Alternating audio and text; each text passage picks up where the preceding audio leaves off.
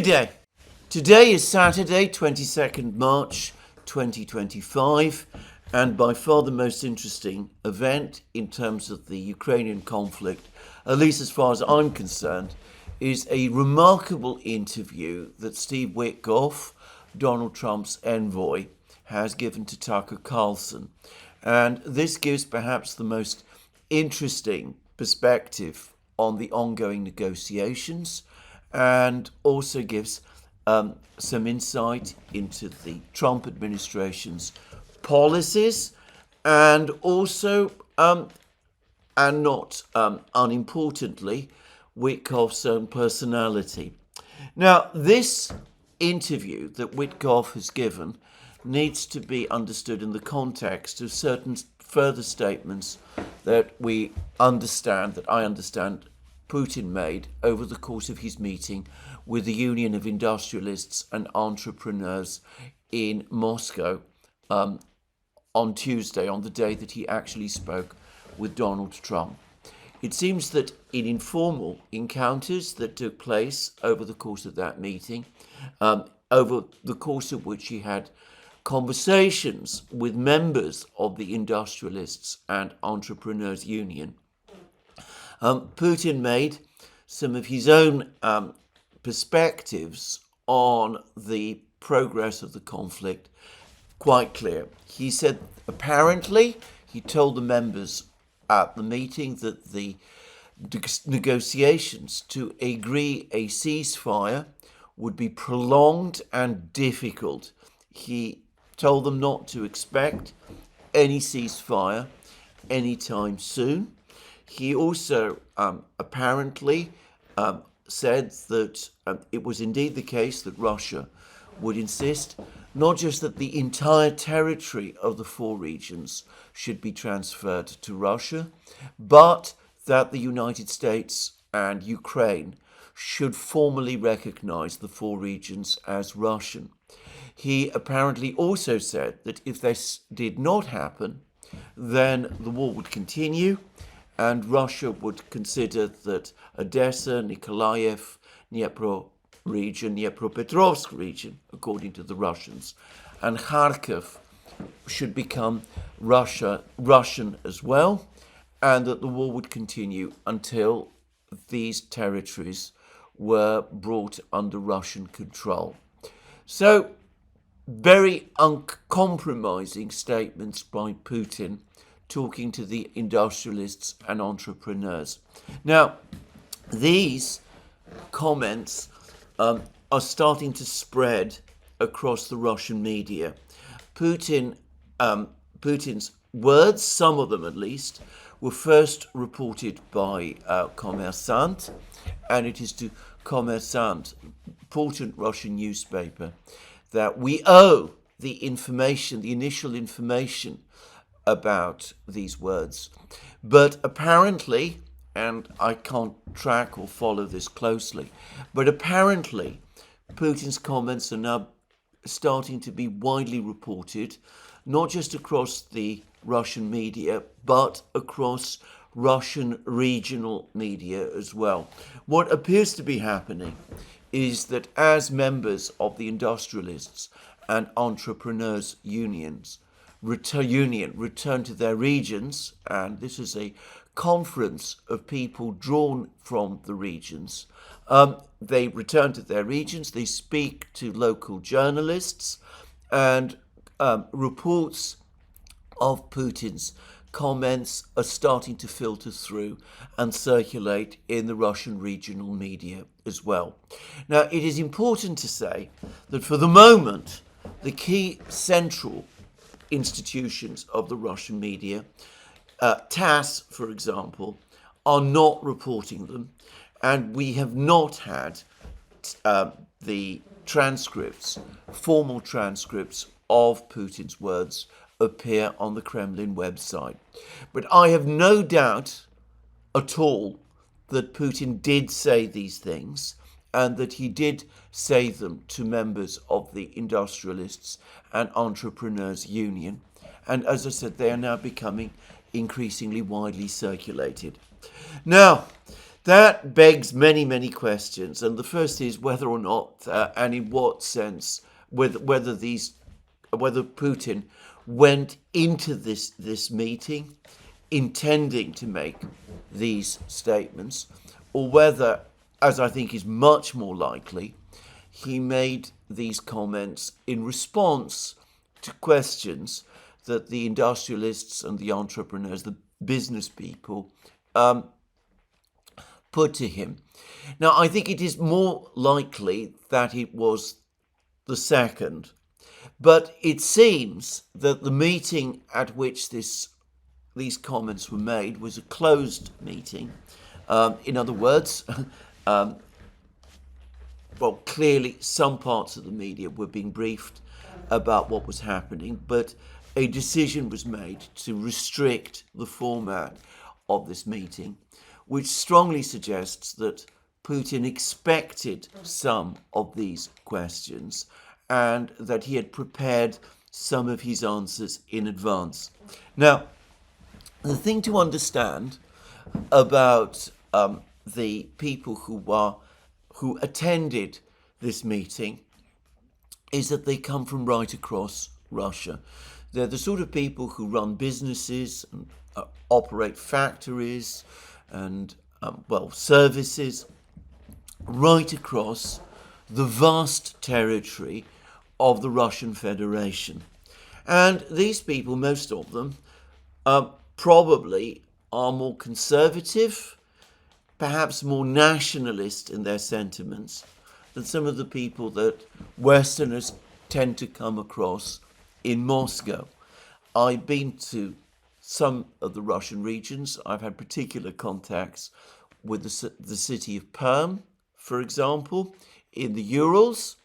And despite the fact that Perm has a reputation, a certain reputation in Russia for being a place where quite a lot of Russian liberals come from, it was quite obvious to me whilst I was there, whilst I interacted, for example, with students at the university, that people in Perm took a more, shall we say, conservative, more Western skeptic, more nationalist, patriotic line than you might expect from analogous people in Moscow. And these people from the Russian heartland are, of course, Putin's core electoral constituency, and they are the people who are most committed, perhaps, to the war. They represent the Russian civic society institutions. They're the people who are involved in the industrial build-up, which has supported the war effort. So they're representatives at this meeting of industrialists and entrepreneurs, no doubt share those sentiments, and they will have wanted reassurances from Putin, the president of the country, the nation's leader, that he's going to take a tough line in the negotiations. And that, of course, is the reassurances that Putin will have given. He will have wanted to make sure that his constituency was reassured that Putin is not going to be taken for a ride by the Americans, that he's not going to make concessions that they're worried that he might be minded to make, and that is probably the stance that they were expecting from him, and that will have been the nature of the reassurances which he will have given. Now, there continues to be a great deal of discussion about all of this.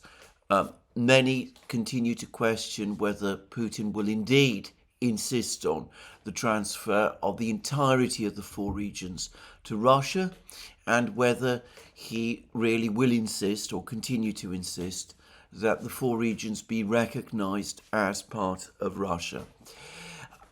I think that this is a point which perhaps will be very contentious in the negotiations, as we will see. But I am not convinced that Putin has the flexibility on this topic that many people want to see. I think there continues to be a belief that if Putin stands firm on this, then the war will continue and negotiations for a ceasefire will fail because the Ukrainians will not agree to part with territory that they do not control, that they still control, and that the Ukrainians will always refuse, whatever happens, to recognize any millimeter of their former territory as Russian. But then that brings us back to the topic of where the war is going. If the Russians expect that at some point in the next couple of months, say by year end, the entire territory of the four regions is going to be theirs, then of course their view is going to be quite different from what it would be if they thought that the situation in the war is indeed the tough trench warfare that many people assume it is. And obviously, if the war goes on, more Russian soldiers will die, and this is a factor that will affect many people in Russia. But the more Russian soldiers die, the more Russian blood is spilled, the more likely it is anyway that Russian demands, that sentiment in Russia will insist that the war be fought to a conclusion that makes Russians within Russia feel that the fighting, that the war has been worthwhile, that the sacrifice of the lives of all those men has been for some actual purpose. In other words, the fact that Russian soldiers have died actually puts an added burden on Putin to make sure that Russian objectives are achieved. It is not so great, losses are not so great, that it means that Russian society is turning against the war and is demanding its immediate end.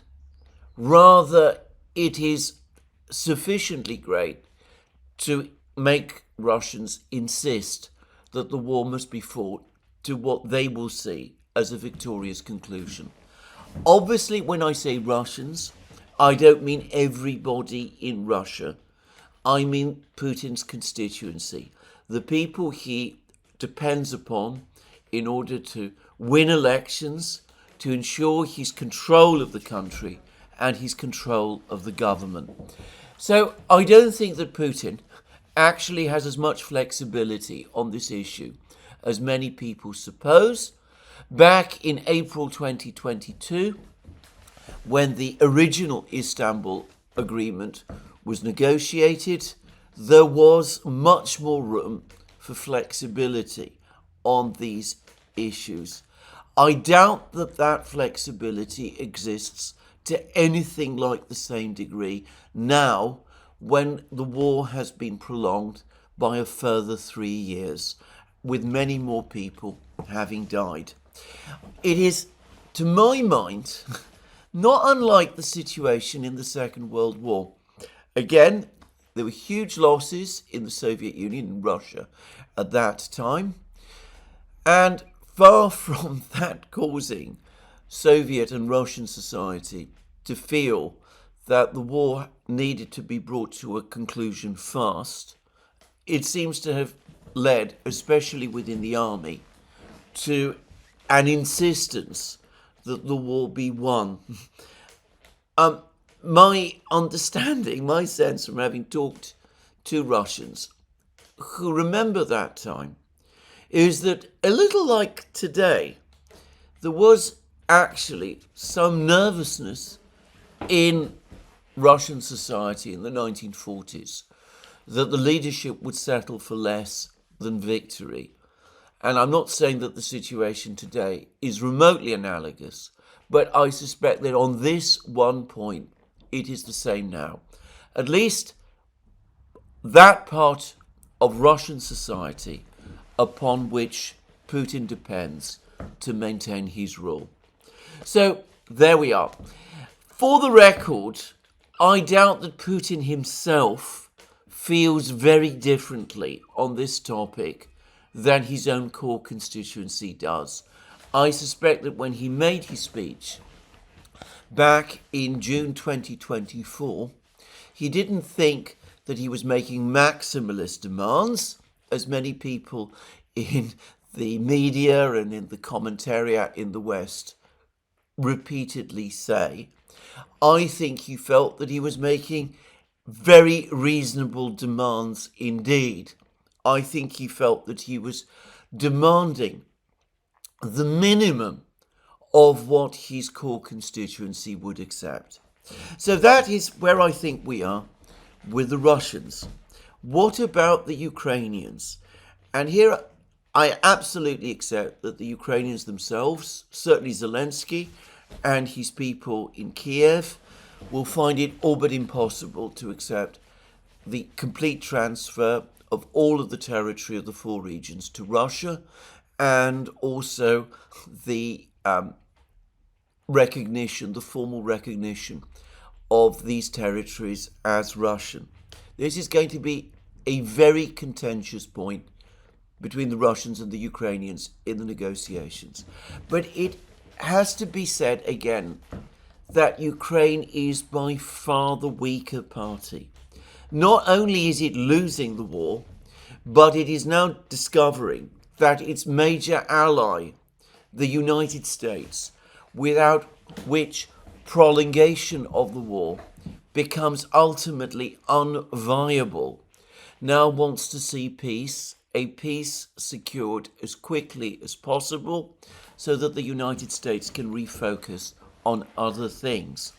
In fact, within certain sections of American society, and I don't just mean here the wider population, but I'm increasingly coming to the view that this also applies to certain elements within the elite as well, the military, some parts of the military, some parts of the intelligence world and the diplomatic community.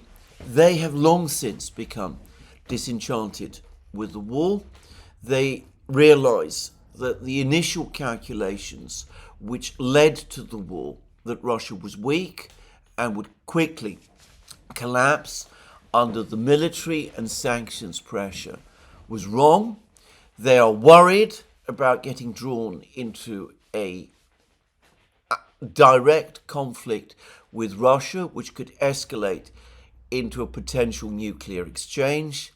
And they understand also that the war is being lost, that it is a drain on American resources and prestige, that it is limiting the US's freedom of action, and they worry that if the war is prolonged for too long, then eventually there will be a collapse of the front lines in Ukraine. It may happen tomorrow or next week or in 6 months or a year, but sooner or later it will happen, and the United States will face a humiliating geopolitical defeat, which will oblige the United States to make more commitments to the defense of Europe than it currently wants to do. So the Ukrainians have to take that into account as well. They have been pushing back relentlessly. We've had that incredibly tough meeting between Zelensky and the Americans in the Oval Office, this enormous public row that took place between Trump and Vance and Zelensky. We had that extraordinary meeting that took place in Jeddah 2 weeks ago, in which the Americans, a week ago actually, 10 days ago, in which the Americans brought the Ukrainians to Jeddah and isolated them there and kept Zelensky away. And one gets the sense that the Americans spent the whole of the 8.5 hours that they were talking to the Ukrainians explaining the position and applying the pressure. And the Americans, of course, also cut off intelligence assistance and military assistance in order to impress on the Ukrainians America's resolve to see this thing brought to an end. And the Ukrainians then discovered over the course of the next few weeks, over the course of the weeks between the Oval Office encounter and the Jeddah meeting, that the European allies are in no position to take the place of the United States and to provide Ukraine with the assistance, the military assistance to prolong the war, which only the United States can do. So yes, there's going to be enormous problems in Ukraine. There's going to be enormous resistance. There is quite likely to be a major political crisis in Ukraine before long. If these Russian demands become implacable, and if, as the United States has done in many other similar negotiations, the negotiations to end the Korean War, the negotiations to end the Vietnam War, the negotiations to end the recent Afghan War, if the United States eventually comes round to the Russian position. But, to repeat again, the Ukrainians are the weaker party. There is a real risk for them that if they don't do the deal, the Americans will walk away, at which point the Ukrainians will be left dealing with the Russians by themselves, which could be existentially disastrous for Ukraine. So, to repeat again, definitely, in my opinion, Putin has less maneuver space than people imagine over the issue of the four regions. Ukraine politically has little maneuver space, or at least political leaders in Ukraine have little maneuver space on the issue of the four regions. But if the Russians remain implacable, and if the Americans continue with their existing stance, the pressure ultimately will be immense on the Ukrainians to come round and agree. That seems to me to be the most likely outcome of the ongoing negotiations. Now, this interview, which Steve Witkoff has now given to Tucker Carlson, very long interview, lasted for about an hour and a half. Roughly half of it was, well, about a third of it actually, was taken up by Ukrainian matters. That reinforced all the views that I've expressed before about the fact that we are moving step by step towards American acceptance of the Russian positions. And I think at this point, unpacking that interview would be useful. Now, the first thing to say is, this is the first real exposure I've got to Witkoff, and it's the first opportunity I've had to reach my own assessment of his personality. And I think this is important because Witkoff is clearly now the lead negotiator. He is running the negotiations on behalf of the United States, on behalf of Donald Trump, the President of the United States. So one needs to have a sense of what the lead negotiator running things on the American side is like. And, well, I'm going to say straight away, he came across to me as a man of immense charm, great affability, very, very high intelligence, absolutely realistic about the realities. He also came across to me as somebody who, behind all the appearance of affability, could be as hard as nails, and somebody who is very, very clearly focused on the interests of the United States, as he understands them, and on the interests of the president he serves, who happens to be his friend. There were some differences, obviously, between Witkoff and Kissinger, but I have to say, listening to him and watching him, he did remind me quite a lot of Kissinger in his prime. Just saying. Now, he didn't have the rather heavy accent that Kissinger did, but he had the same charm, the same intelligence, the same realism, and I got the sense the same underlying toughness. So, that's the person that the Russians are up against. That is the person the Ukrainians are up against as well. Now, that then brings us to what Witkoff said, and I found it extremely interesting. He said that the relationship between Trump and Putin is very strong. He said that over the course of his second meeting with Putin, the one that took place last Tuesday, just after the one that took place just after Putin's press conference, the one that he conducted with Lukashenko. So we're talking about a meeting that took place around 10 days ago. Anyway, over the course of it, Putin went out of his way to tell Witkoff that he regarded Donald Trump as his friend. He apparently handed to Witkoff a present for Trump, which is a portrait of Trump painted by a prominent Russian painter. I'd be interested to know which painter, by the way. And he also told Witkoff that in the hours after the assassination attempt on Trump last year, Putin actually went to church and gave a prayer for the safety of Donald Trump, his friend. Now, of course, the painting undoubtedly was given, and apparently Trump was moved by it. And yes, there is an element of manipulation here. I mean, undoubtedly. Putin didn't need to tell Witkoff all of these things. He will have known that he did move Donald Trump. And, manipulation is a part of politics, and of course it is a part of diplomacy. And listening to Witkoff, he came across to me as the kind of person who could be pretty manipulative himself. Very charming people always have that skill, just saying.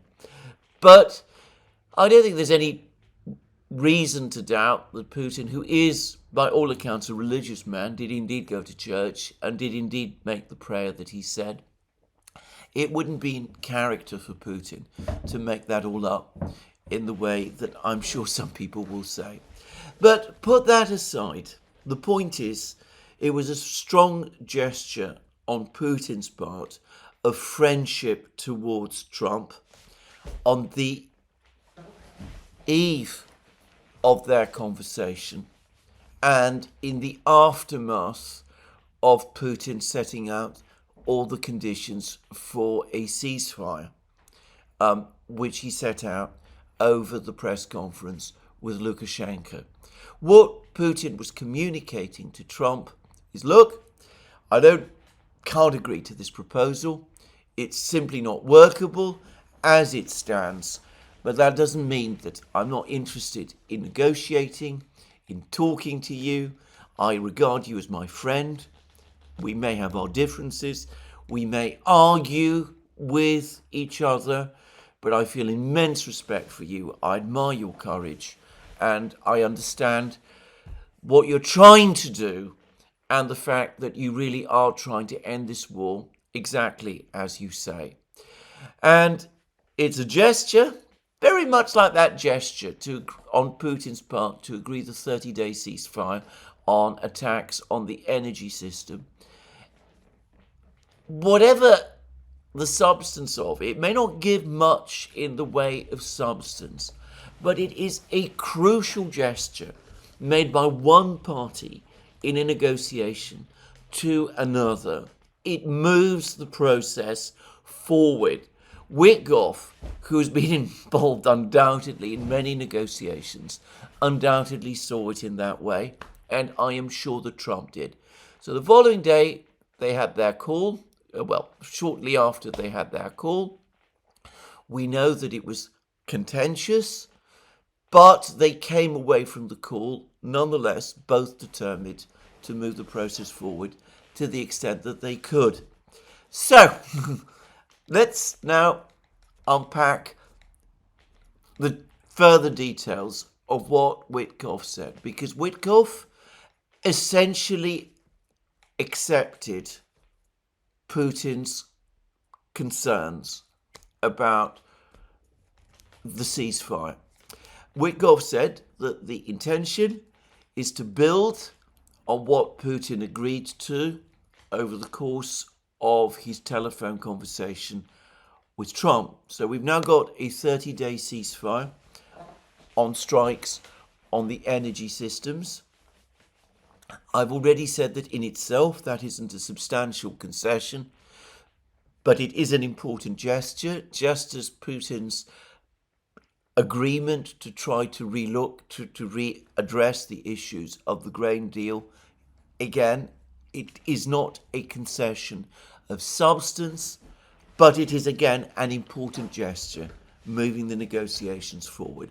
So Witkoff said that they're going to use the next 30 days to try to get the 30-day ceasefire agreed.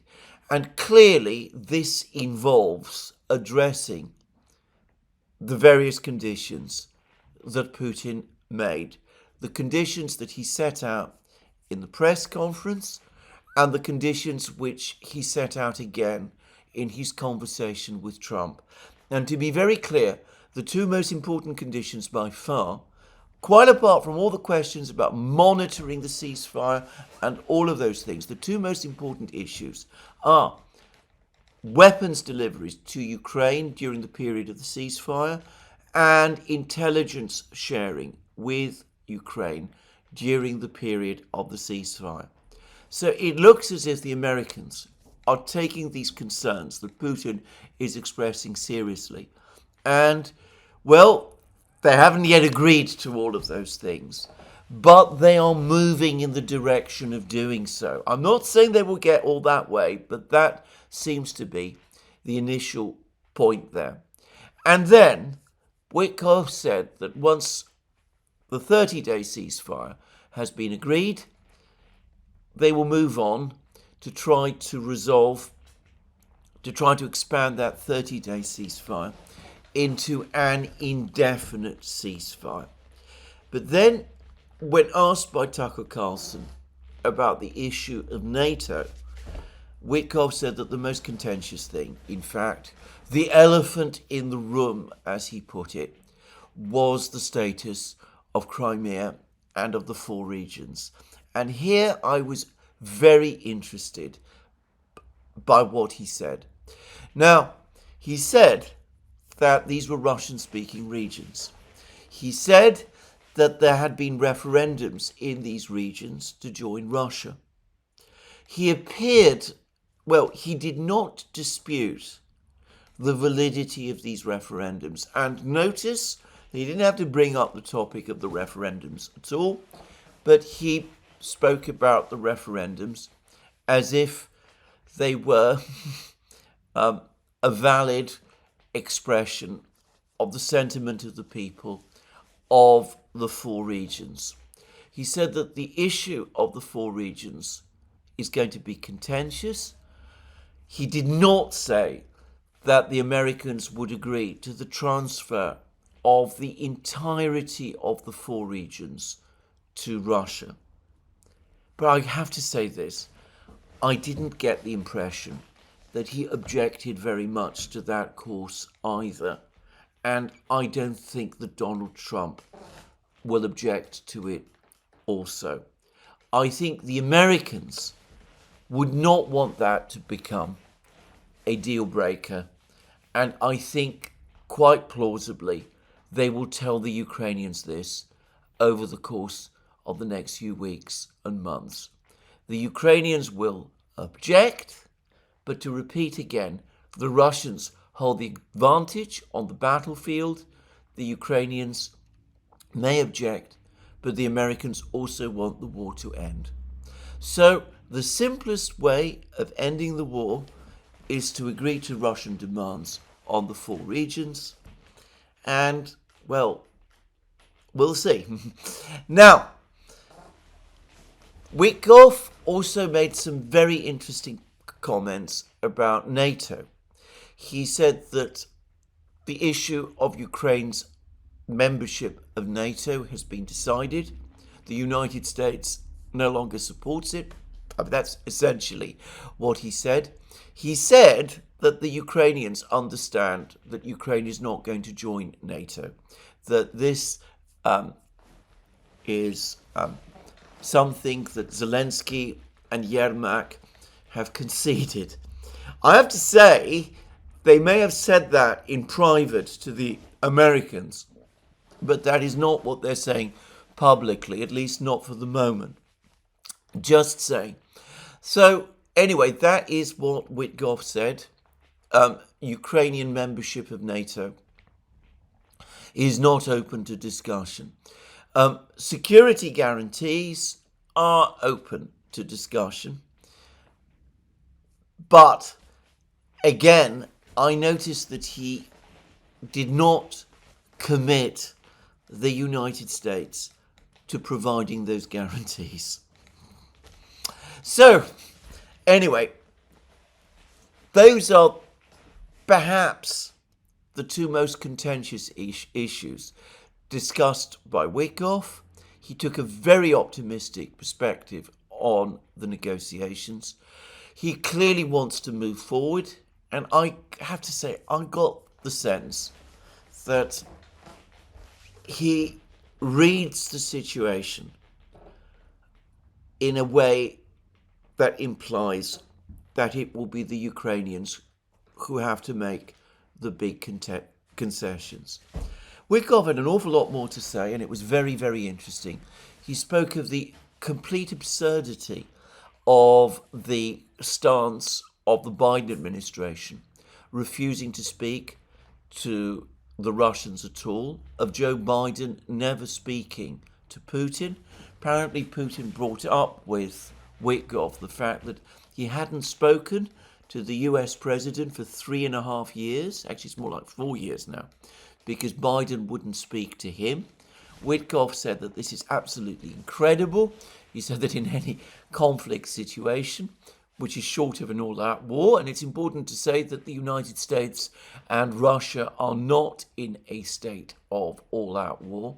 In any such situation, of course, the parties need to communicate with each other. They communicate with each other in the United States in domestic quarrels which go to court and in every other issue. He spoke about neighborhood disputes, for example, and how parties to neighborhood disputes, questions about who owns what part of the adjoining land between their houses, that kind of thing. People talk to each other even if they disagree. And Witkoff absolutely validly and correctly said, how can you find your way out of a quarrel, out of an argument, out of a dispute, if you don't speak to the other side? And both he and Carlson agreed that it made even less sense to refuse to communicate with the Russians, with Putin, given that Putin leads a nuclear superpower. And on that, I absolutely agree. But anyway, those are the key points that Witkoff made about the overall character of a settlement. The 4 regions are the key topic, the key issue, but I got the sense that it is the Ukrainians who he expects will eventually have to make the concessions. And well, NATO membership is not going to be made available to Ukraine. Now, Wickoff did say something else, and he said it very briefly and in passing. He said that the agreement had to be agreed by all the parties, by the Russians and by the Ukrainians, and by the Americans as well.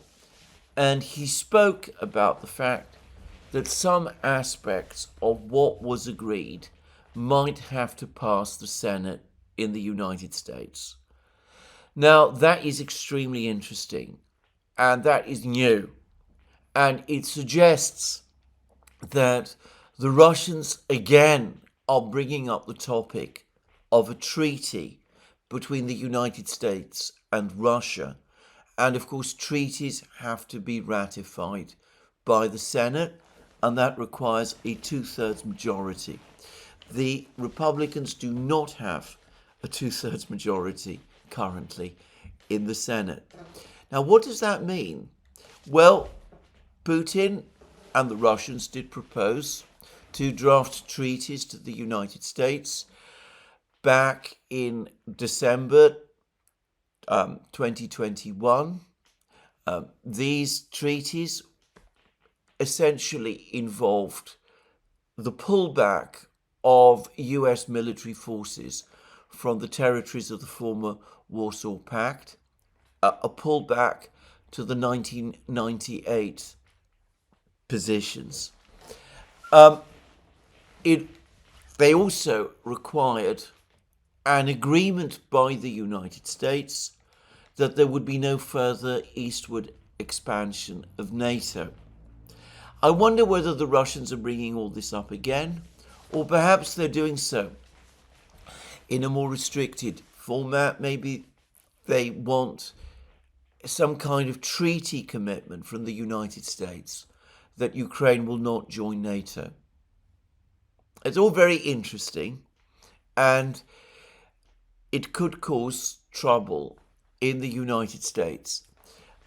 Up to now, I have to say, it is very, very difficult for me, as of this moment, to imagine the Senate, in which, as I said, the Democrats have a blocking vote, conceding on any of this.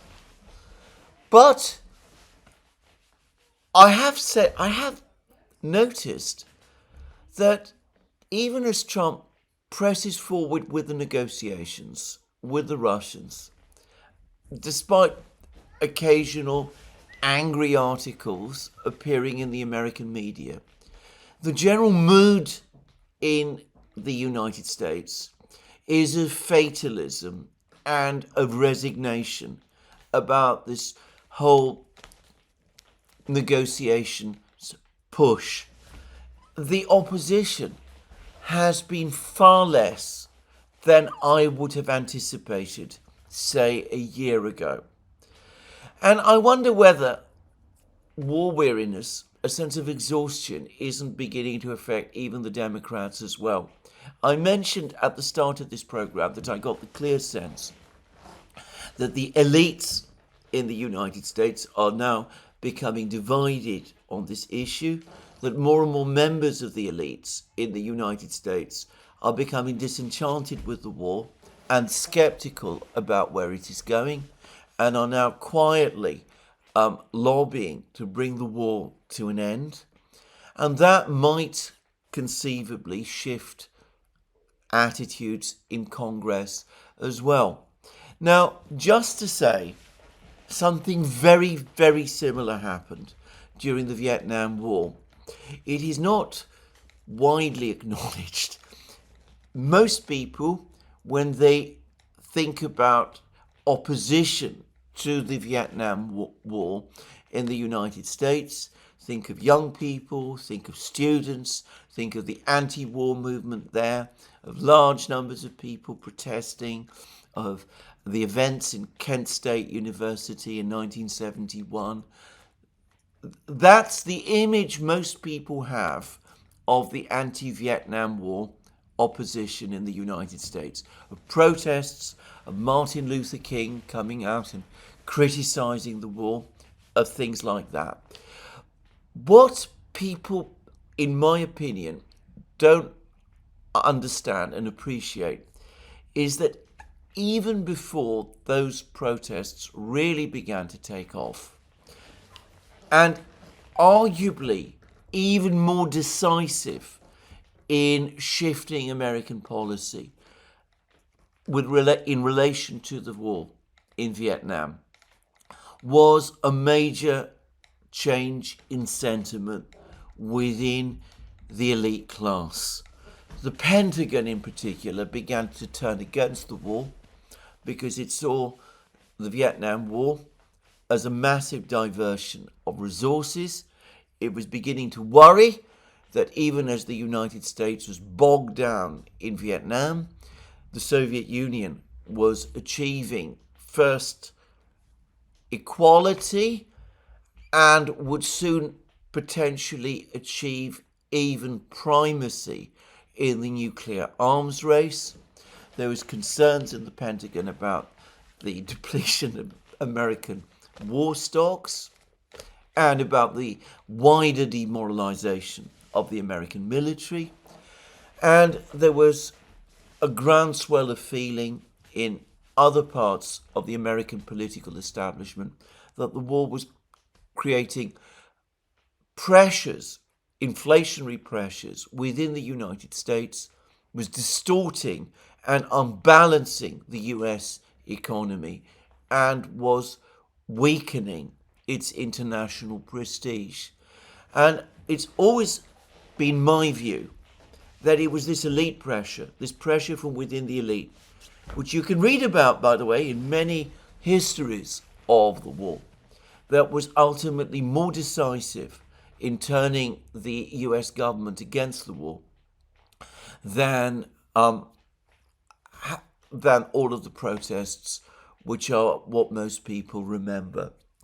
And of course, it was that shift within the United States in elite opinion, which ultimately came to be reflected in Congress as well. Congress had been fully united behind the war in the early and mid-1960s. The Gulf of Tonkin resolution passed Congress. I believe only one member of the House of Representatives voted against it. I might be wrong about that, but it passed overwhelmingly. By 1974, 75, even earlier, sentiment in Congress had turned decisively against the war, and when in 1974 the Ford administration made one last desperate bid to get an appropriation approved by Congress to fund the South Vietnamese military and to supply them with more weapons, Congress basically said no. So it could be, it may be, that something similar is happening in the United States now, and it could be that this vote in Congress, which at the moment looks beyond reach, the Senate rather I should say, which looks beyond reach, maybe it's not quite so far out of reach after all. Just saying. Anyway, that is Witkoff. A very interesting interview. He confirmed that there will be a meeting in a couple of days, as he put it, in Saudi Arabia. Kellogg has discussed how the Ukrainians will be in one room and the Russians will be in a different room, and that the Americans will be shuttling between the two. And of course, as I've discussed in other programs, this is actually the classic role of the mediator. A mediator, and I've conducted mediation myself, as I've acted as a mediator in disputes. The function of a mediator is precisely that. It is to pass ideas between parties who are not able to meet with each other, to get the parties to throw up ideas, and to get the ideas communicated to the other side, and to see ultimately whether the sides can be assisted to come to an agreement with each other. I'm going to say something, though. I don't think that what we're going to see in Saudi Arabia next week is in fact going to be a mediation exercise in a true sense. The Russians will be there in one room. The Ukrainians will be there in another room. The Russians presumably will be led by Ushakov. Witkoff will presumably be leading the Americans. I have no idea who will be leading the Ukrainians. Might be Yermak again. But the point is, I don't think that the Americans are going to act as mediators, not in the conventional sense. I think they're going to be meeting with the Russians and discussing with the Russians how this ceasefire is to be brought into effect. And then the function of the Americans, of Witkoff, will be to get the Ukrainians to agree to what the Russians and the Americans have agreed with each other. That seems to me a much more plausible outline of what is coming. Anyway, a very interesting interview by Witkoff. I think, as I said, if you take these comments of Putin's to the Industrialists' Union and compare them with Witkoff and put them together with what Witkoff is saying, you get a reasonable sense of where the negotiations are going. Now, on this, just to say, I've just seen that Corriere della Sera is also picking up these reports from Russia. That's a major Italian newspaper, picking up these reports from Russia about what Putin said to the industrialists and is reporting them in much the same way as I have done over the course of this program. And Trump himself has also been speaking, and he's made it fairly clear that he's broadly happy with the way the negotiations are going. He doesn't think that he's had the door slammed in his face by the Russians, by Putin, and for the moment he doesn't see any need to move forward with sanctions. So anyway, that's where I think for the moment that we are. It's going to be a very interesting week next week. I still inclined to Putin's view that the negotiations are going to be long and difficult. I think bringing the Ukrainians round is going to be a massive challenge.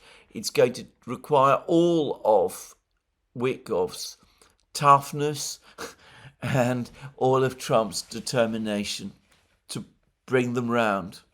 And interestingly enough, I noticed that Witkoff, over the course of his interview with Carlson, acknowledged that when the eventual deal is done, Zelensky himself might not survive it, that it could provoke a political crisis in Kiev, in which case Zelensky, he appeared to think, might fall.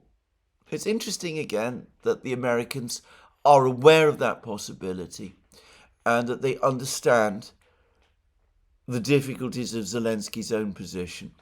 I have to say that despite the fact that Witkoff said some fairly complimentary things about Zelensky, along with some critical ones, by the way, as did Carlson, and as Trump has also done, I didn't get the impression that if Zelensky departed the scene, Witkoff would be especially sorry.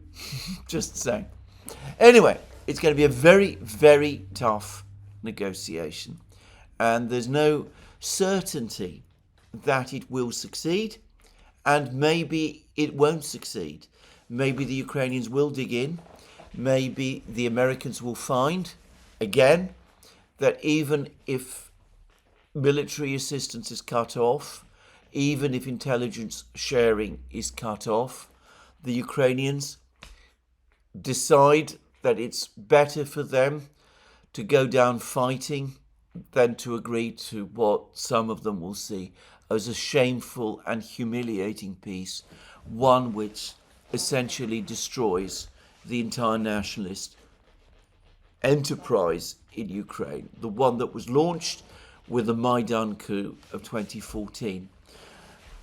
Part of me, I have to say, still believes, very much believes, that that could end up being the most likely outcome. A little bit like what happened again in Vietnam. When there was a deal done, the Americans and the North Vietnamese came to a deal. The South Vietnamese couldn't ultimately accept it. They went back on the deal. They launched their own offensive. And the result was that the North Vietnamese conducted their own counteroffensive, and it was the end of South Vietnam. I would not be surprised if we ended up again in something like that same position. But anyway, we will see what happens and how things go.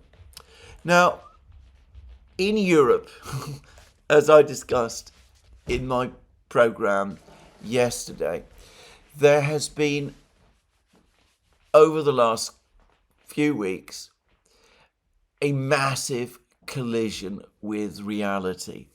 Prime Minister Starmer of Great Britain has been busy trying to set up a coalition of the willing. He's been trying to get European troops into Ukraine. He's been trying to get the Americans to backstop those troops, in other words, to provide them with a guarantee. It's quite clear that the Americans are not going to agree to that. I think by this point we can say that with fair confidence. The Americans are not going to provide that backstop. The other European countries, Italy, Spain, Germany, Poland, are turning their backs on this idea. I understand that even countries like Netherlands, for example, are very cool to it at the moment. It's interesting also that over the last 36 hours, there has been a grudging acknowledgement right across Europe that confiscation, outright confiscation of Russia's assets, frozen assets, the frozen assets of Russia's central bank, is simply not possible, legally possible. There's been strong comments against this by the Prime Minister of Belgium. Euroclear, by the way, which holds most of these money, is based in Belgium. And anyway, he's come out and spoken out against it. The French maintain their opposition. Even the British now are saying that this is extremely difficult and that there are too many legal obstacles and probably it cannot be done. This is a major shift from what we were seeing about 3 weeks ago. Around 3 weeks ago, there was a flood of articles, especially across the British media, saying what an excellent thing it would be to confiscate those assets, that the time to do that had now come, that the assets should be confiscated. I remember reading articles by Martin Sandbu in the Financial Times. I remember reading a former official of the Biden administration writing to the same effect. I remember reading lots of articles. About 3 weeks ago, it looked like it was almost a done thing. But now, suddenly, we are told it's impossible. The legal obstacles are insuperable. I've been saying that for the last 3 years, by the way. So have we on the Duran, Alex Christoforou and I. The legal obstacles are impossible, and that idea apparently has now also been kicked into the long grass. So suddenly, as I said yesterday, all of the members, many of the members of the Starmer's coalition of the willing are drifting away, they're deserting, so that Starmer is increasingly looking like the general with no troops, just saying. And Macron himself, no longer keen on the idea. He's saying, well, maybe we shouldn't really be thinking of doing this. We really need to talk to the United Nations. And as the Russians have always said, and as I discussed yesterday in my program, the Russians, if it's ever put to the United Nations, if it's ever proposed to the UN Security Council, the Russians are all but certain to say no. So this whole idea of European peacekeeping forces, of backstops, and all of that is just melting away. Zelensky, by the way, is very, very unhappy about this.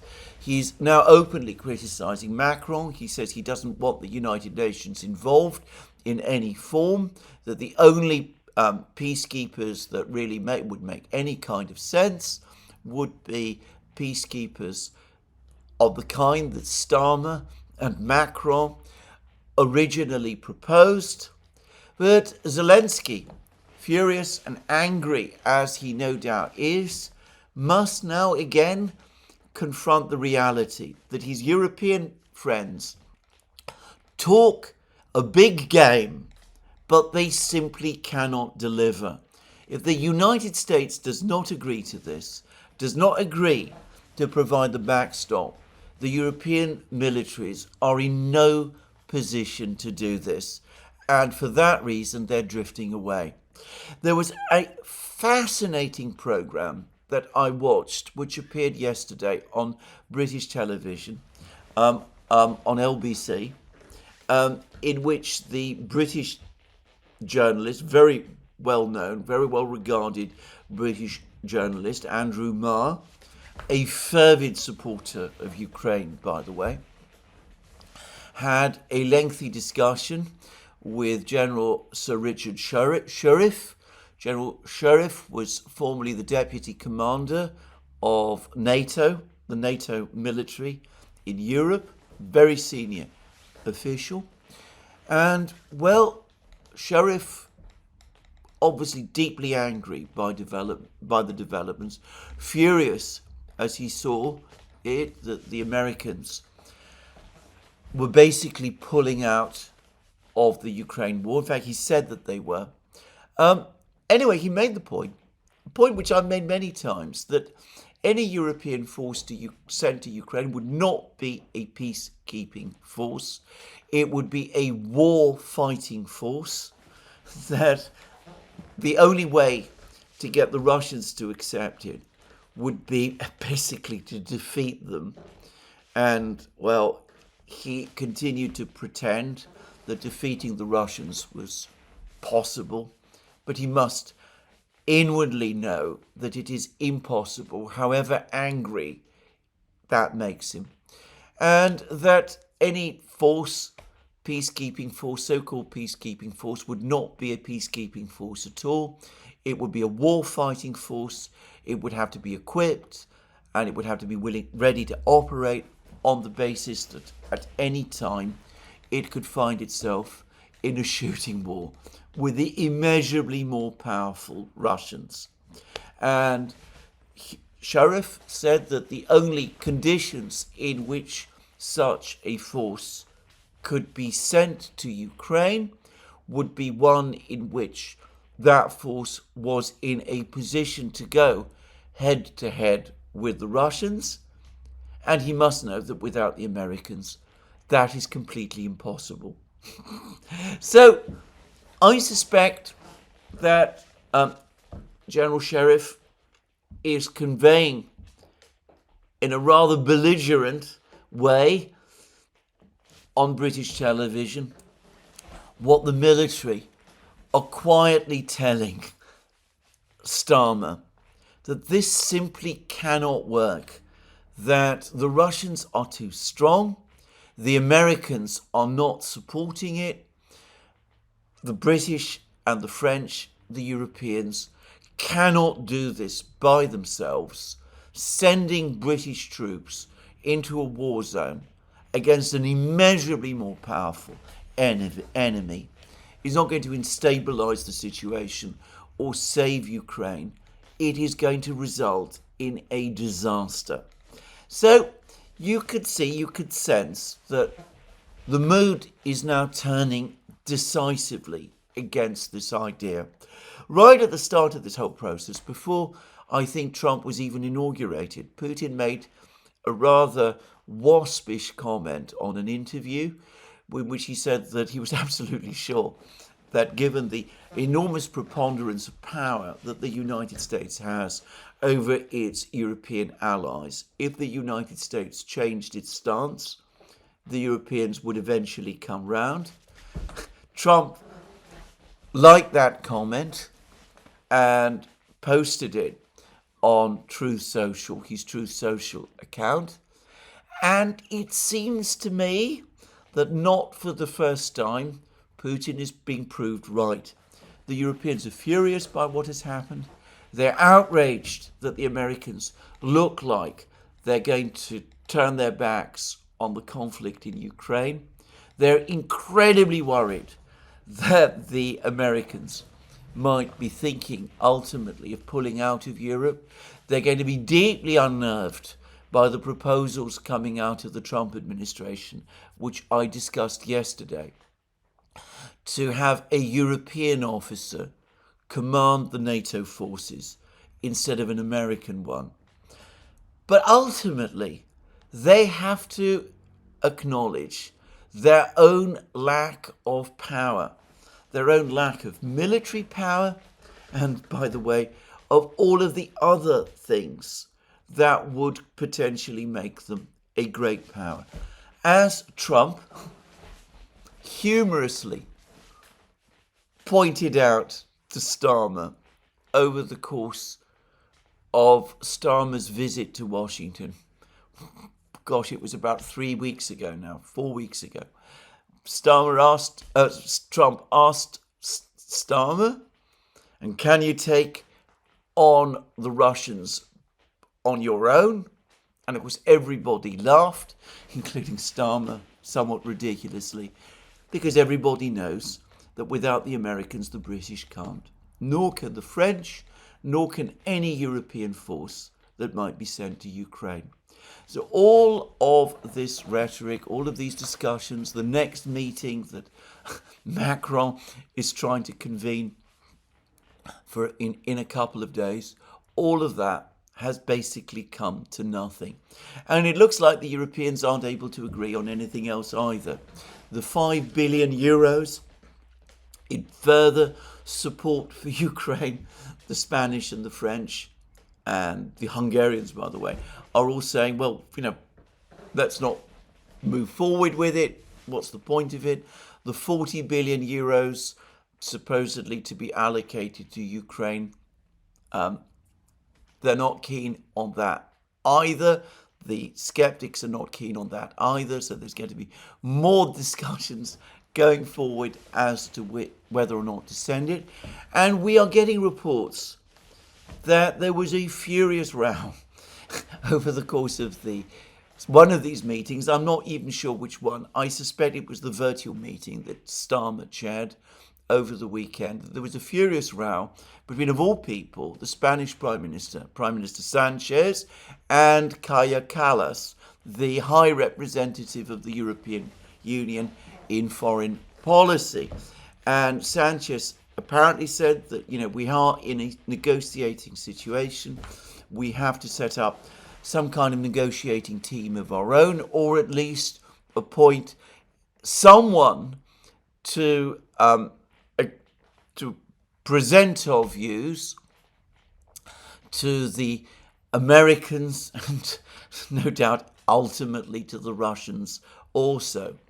And then Kallas became very angry and said to Sanchez, well, what about me? Isn't that what I'm supposed to do? And apparently the whole thing escalated into a row, even some suggest a shouting match. Of course, the reality is, as Sanchez and lots of other European officials know, Kallas, who is deeply profoundly hostile to Russia, who has openly thought aloud about what a wonderful thing it would be if Russia were broken up into a myriad of little countries. Callas is absolutely the last person, except perhaps Annalena Baerbock, who you would appoint to lead you in the kind of negotiations, to represent you in the kind of negotiations that are taking place. So there it is. This is the trend of the negotiations. The Americans gradually, step by step, moving with no great sense of shame or embarrassment or resistance towards the Russian position. The Ukrainians sensing that the Americans are drifting away from them, and the Europeans exposed to the reality that they're not going anywhere at all, that they have literally no cards to play in this situation whatsoever. Now, at this point, I think it is worth talking again about the military situation. There are reports over the last couple of hours that Chasov Yar is finally about to fall. I mentioned in the program yesterday that Denis Pushilin said that the Ukrainians had been trying to cling on to Chasov Yar because of its importance as a height overlooking the cities, the towns of Konstantinovka and Kramatorsk. I said that Pushilin saying that might be a sign that the situation, that the Russians are close to finally taking control of Chasov Yar. We've now had reports from both the Ukrainians and the Russians. These are not, of course, official reports, but from reporters, reporting channels, Ukrainian and Russian reporting channels, that are talking about a major operational crisis for the Ukrainians in Chasov Yar. There are claims that, a Ukrainian report is saying that the situation is becoming critical, that the Ukrainians are no longer able to resist the Russians around Chasov Yar, that the Russians are pushing forward in every direction except on a belt of territory southwest of Chasov Yar, near one of the main supply roads, but that everywhere else the Russians are moving fast and moving forward. And there are even reports that another group of Ukrainian soldiers in Chasov Yar itself, in central Chasov Yar, has become trapped and surrounded by the Russians, and that there is another cauldron or semi-cauldron being created there. Now, again, there is a narrative that since the start of the year, the war has somehow become frozen. Since the start of the year, the Russians have captured Velikaya Novosilka, Toretsk, now firmly back under Russian control. They've driven the Ukrainians entirely out of Kursk region. Witkoff, by the way, also told Carlson that there is a group of Ukrainian troops surrounded in Kursk region. Group of Forces North are saying essentially the same thing, and the Russians are saying that large numbers of Ukrainian troops have indeed surrendered in Kursk region as well. And there's been some more claims from Group of Forces North. I will read them. I will read what the Group of Forces North are saying. They're saying that during the clearing of the border forests, our assault troops uncovered a group of Ukrainians who attempted to flee. Most of the Ukrainians were destroyed in a firefight, and the retreating enemy was targeted by our artillery. This information about the course of military operations was interpreted by some bloc, and this is the other area. This is the area of Belgorod, where there's been no Ukrainian breakthrough at all up to now, just to say. But anyway, Group of Forces North, turning to the situation, Kursk region, says this: we continue to clear the outskirts of Gogolevka and also ground down enemy manpower in the forests in the Guyevo area. The Ukrainian High Command has forbidden the Ukrainian troops of the 80th and 95th Separate Airborne Assault Brigades who remain in the border area inside Kursk to retreat to Sumy region. In Guyevo, the enemy are experiencing significant difficulties with food supplies. Combat groups of Ukrainian troops periodically move out from the settlement in the direction of abandoned positions to search for supplies and are subjected to fire damage. The total advance of our troops in Kursk region was 1.8 kilometers. 11 units of enemy armored vehicles were destroyed. So Witkov says that the Ukrainian troops are indeed blockaded, encircled in Kursk region. And that is basically what Group of Forces North are also telling us. And as for these attempts by the Ukrainians to break through into Belgorod region, they all look like they're being unsuccessful. So there it is. Again, to repeat, the Russians have captured, since the start of the year, important fortified positions of the Ukrainians. They have captured Velika Novosilka, Toretsk, and Suja. It looks as if they are about to capture Chasov Yar. The capture of Chasov Yar will put the Russians in a strong position to launch attacks on Konstantinovka and Kramatorsk. They will control the high ground.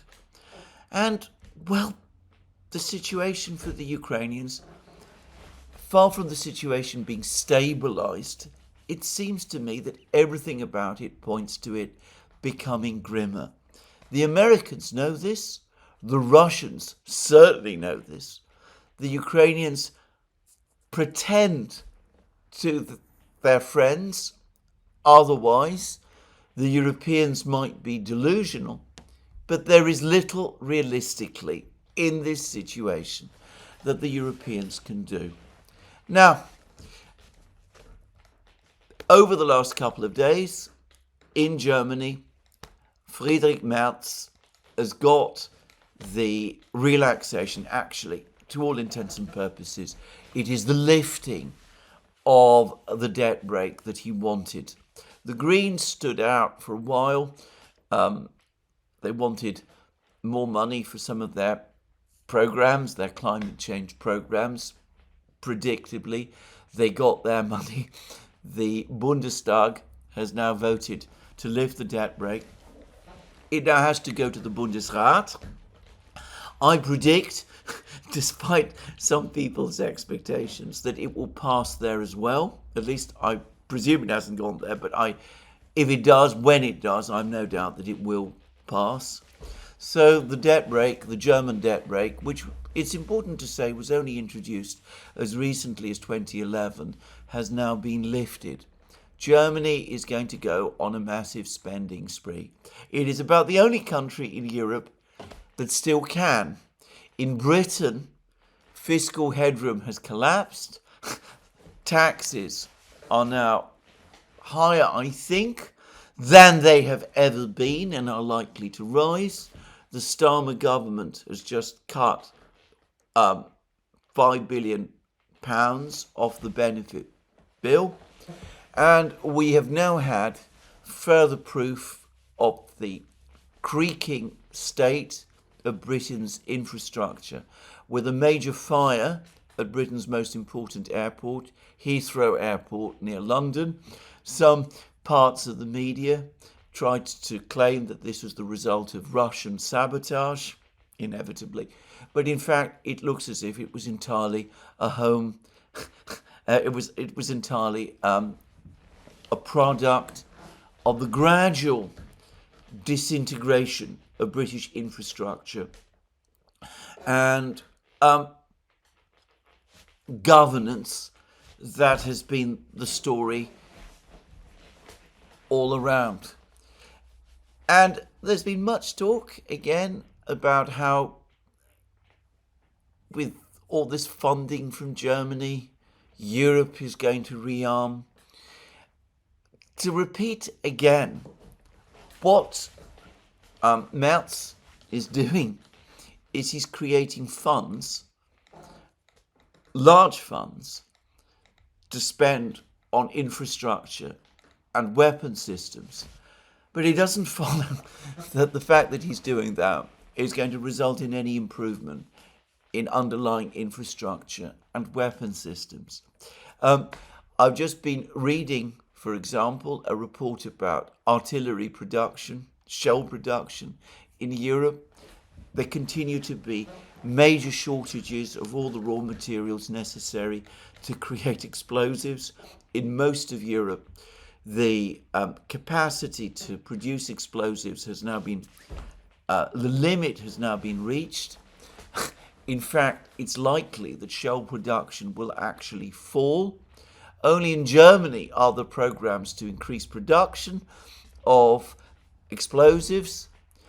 And that may happen, probably will happen to some degree, but I predict nothing like the extent that people suppose. Funds do not in themselves lead to weapons. Without a well-organized and carefully structured, centralized industrial program, this isn't going to achieve the effects that people think it will. I'm also wondering, I also have to say, I wonder whether all of the optimism about the creation of these funds is going to survive the summer.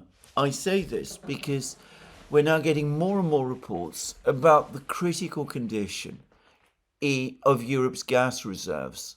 In Germany, the gas reserves are now at below 30% of capacity. In some other parts of Europe, they are in an even worse state. I understand that in a few places things are somewhat better, but overall, if one is looking across Europe, the state with gas reserves is that the gas reserves are currently running at around 30%. That is dangerously low. It's worse, apparently, than has been the case at any point in the last 6 years, including 2021, where the shortage of gas in the reserves over the summer led to a spike in gas prices and the beginning of gas price inflation across Europe. Now, but in 2021, the situation was not potentially as critical as it looks to me to be, because at that time, the Russian gas pipelines were operating. Nord Stream 1 was sending gas to Europe. The Yamal pipeline was doing the same. The Druzhba pipeline across Ukraine was still operating. None of that pipeline gas is being received now. And it's hardly been commented upon, but there is now increasing strains between some of the European states and some of the other gas suppliers. So France, at the moment, is involved in a bitter argument with Algeria, which is one of Europe's remaining gas suppliers. And, well, one way or the other, the Europeans look like they're going to be heavily dependent on the LNG market. And, of course, LNG can be shipped to all sorts of places around the world, and it could be that the Far East Asians will be buying a lot of that LNG. I would not be surprised, I'm not saying it will happen, but I would not be surprised if come the end of the year, we see another big surge in gas prices in Europe. If gas price inflation rises, if people again are going to be hit by a massive rise in bills. This looks to me to be a dangerously underreported story, just saying. In which case, all of the European governments that are now talking about spending money on weapons are going to find almost certainly that they are going to have to find whatever spare money they have to subsidize consumers in their own countries. And probably that will not be enough, and that will cause more problems. And in Germany, I suspect that some of the space, the fiscal space caused by the lifting, the abolition of the debt brake, is going to have to be used maybe in as soon as 6 months' time. Again, subsidizing German consumers, industrial and personal, in light of the surge in gas prices that is coming. And of course, if there is a big increase in gas prices in Europe by the end of the year, it might have a spillover effect, and that could affect gas prices, natural gas prices in the United States, and that might cause Donald Trump to decide that the United States needs to keep more of its gas at home in order to lower the price of gas there, in which case Europe will be in even more trouble.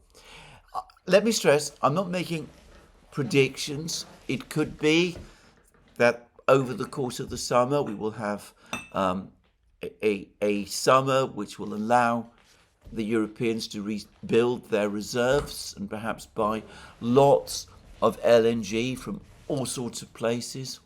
It could be that that will happen.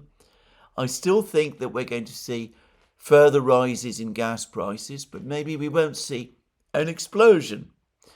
But it does look to me as if that possibility does still exist. And well, in all frankness, I don't see any sign that anybody is preparing or planning or even thinking about it. Well, I was intending to discuss the Middle East in this program, and it is an important subject. But I've been speaking for a very long time, and of course, with the situation in Ukraine, one has to always take into account latest developments, and Witkoff's interview was too important not to cover fully, and I've sought to do that in this program. I will try to return to the Middle East tomorrow. In the meantime, this is where I'm ending my program today.